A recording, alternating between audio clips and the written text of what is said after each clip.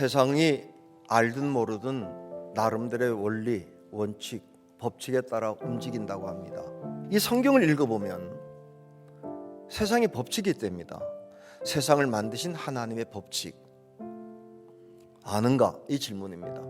살아계신 하나님이 우리 살아가는 인생 속에 믿음의 법칙을 정했다면 알고 믿는 것과 모르고 믿는 건 다를 수 있겠죠. 성경은 처음부터 이렇게 얘기합니다. 하나님이 만드셨다, 지으셨다. 잘 보면 느낄 수 있습니다. 아, 살아계신 하나님이 계시는구나. 왜 그러냐? 그 모든 피조물이 하나님의 살아계심을 보여준답니다. 그러니까 모든 세상은 하나님의 살아계심을 볼 수 있는 도구로 쓰임 받는다는 이야기예요. 다시 얘기합니다. 하나님이 만드셨답니다. 인정하든 아니든. 그런데 하나님이 그냥 장난삼아 만든 게 아니고 확실한 목적 하나를 가지고 만드셨답니다. 그 목적이 뭐냐? 이렇게 말합니다. 하나님의 영광.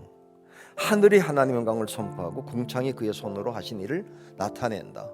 그러니까 모든 것 영광을 위해서 만들었기 때문에 그걸 보는 순간 하나님을 느낄 수 있다는 거예요. 하나님의 형상을 닮은 우리를 통해서 하나님이 궁극적으로 원하는 게 뭐냐면 사람들이 야, 하나님이 살아계시네 저분 봤더니 영광 받으실 분이기 때문에 그래요. 시편은 이렇게 말하죠. 영광의 왕이 누구냐? 만군의 여호와께서 곧 영광의 왕이시다. 어느 누구도 영광을 받으면 안 됩니다. 가로채면 누가 만약에 어떻게 이렇게 되셨어요? 그러면 하나님이 하셨죠. 그렇게 살기를 원한다는 거예요. 자, 오늘 본문을 중심으로 성령이 우리에게 하시는 음성을 함께 들으면서 성경이 우리에게 원하는 창조의 목적을 깨닫는 귀한 시간 될 수 있길 주 이름으로 축복합니다. 하나님께 영광 돌리며 살아야 됩니다. 하나님 우리에게 시간을 주셨어요. 살아가는 동안 어떻게 살다 올래? 이렇게 물어볼 때 궁극적인 목적 하나를 정해야 되는 게 언젠가는 나를 통해서 하나님이 영광을 받으시면 좋겠습니다. 왜? 하나님의 계획이니까. 원래 하나님이 에덴에서 살게 한 건 단순합니다. 매일 영광 돌립니다. 그건 영광 돌리는 세상입니다. 그냥 계시는 거니까. 거기서 먹고 마실 때마다 하나님 얘기 안 할 수가 없어요. 계시니까. 근데 쫓겨났단 말이에요. 그 쫓겨난 다음에 처음 한 게 뭔지 아세요? 여호와께 영광 돌리는 겁니다. 자, 창세기 4장 1절.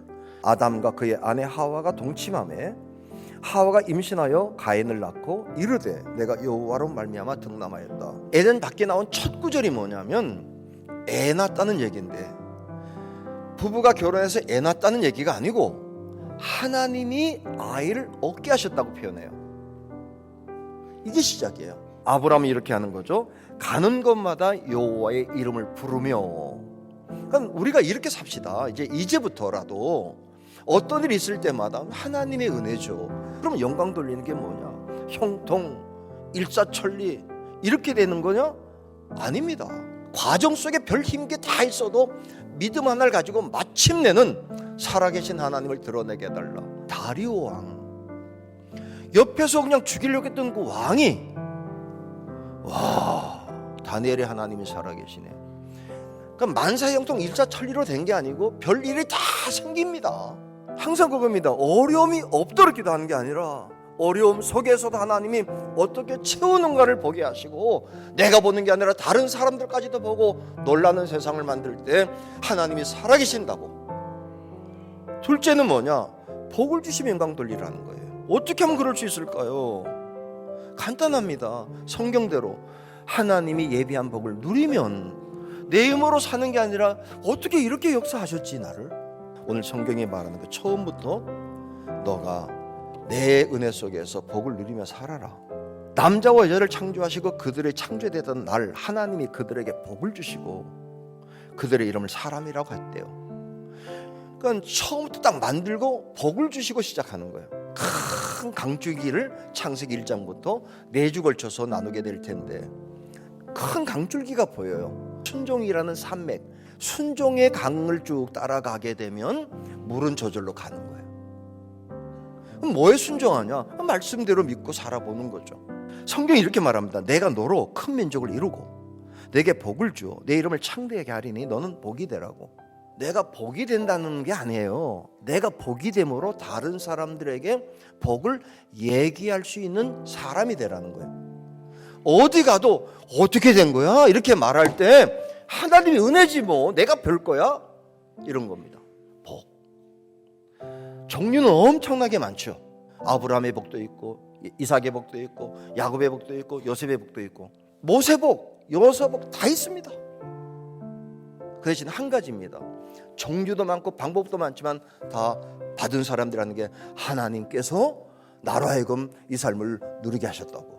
환상적이지 않나요? 세 번째, 복을 누림으로 영광을 돌려라. 누릴 때마다 그냥 그걸 가지고 뻣뻣해지거나 오만해지고 남들보다 축복받았으면 그걸 가지고 죄짓지 말고 하나님의 이름만 계속 세우다가 나중에 자식들이 자손들이 하나님의 복을 갑절로 받는 은혜가 나타나야 된다는 거예요. 성경의 내용은 간단합니다. 복을 누린 사람과 누리지 못한 사람. 근데 누린 사람 중에서 또 나눠집니다. 영광을 돌린 사람과 영광을 돌리지 못한 사람. 정확히 말하면 하나님의 의도에 맞는 사람과 맞지 않는 사람. 그러면 더 말할 게 뭐 있습니까? 하나님, 내 인생은 원래대로 살아서 하나님 의도에 맞는 인생을 살아가게 하옵소서. 그게 저 여러분의 삶이 될 수 있기를 주의 이름으로 축복합니다.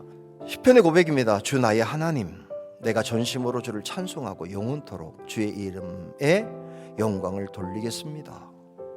이는 내게 향하신 주의 인자하심이 크사 내 영혼을 깊은 수월에서 건지셨기 때문입니다. 그 대신 그 날이 올 때에 기도하셔야 됩니다.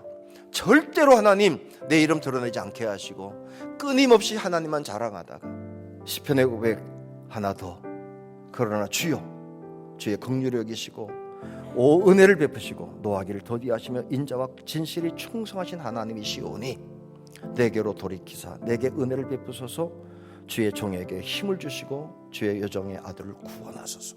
뭐 자격도 없고 부족한데 허물 많은데 하나님이 나 같은 거 화만 내도 매만 맞아도 할 말 없는 내 처지에 하나님 은혜를 주셔서 하나님 은혜를 귀하게 누리게 하셨으니 영광 받으시옵소서. 언젠가 저와 여러분이 이 고백 오직 하나님만이 영광 받으신다라고 고백하고, 특별히 우리가 언젠가 때가 올 겁니다. 노년의 때 언젠가 우리 80, 90 되지 않겠어요? 여기 앉는 게 힘들어도 나중에 못 앉게 만들어요. 오지 말라고. 그때 이렇게 삽시다. 하나님 은혜로 살았습니다. 하나님의 은혜로 살았다고 영광 돌리는 저와 여러분 될 수 있기를 주의 이름으로 축복합니다.